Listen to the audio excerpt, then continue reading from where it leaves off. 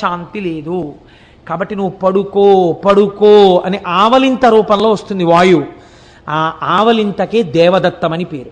ఇప్పుడు ప్రభంజనుడై విరగ్గొట్టగలిగినటువంటి వాయువు మీ శరీరము నిలబడడానికి 10 రకములైనటువంటి కర్మలను లోపలుండి నిర్వహిస్తున్నాడు. ఆయన ఇవి చెయ్యకపోతే మన బతుకే లేదు. అందుకే శాస్త్రం అంది నమస్తే వాయోత్తమేవ ప్రత్యక్షం బ్రహ్మాసి అంది. ఇది సనాతన ధర్మంలో గొప్పతనం. కాబట్టి ఇప్పుడు వాయువు ఏం చేశాడు?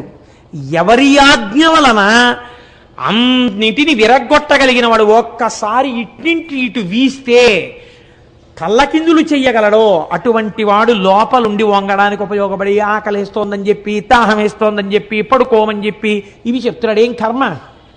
ఆయన మాట ఈయన విన్నాడు. 2 అగ్ని. అగ్ని అలా వెళ్ళిందనుకోండి అంతా బూడిదే. అటువంటి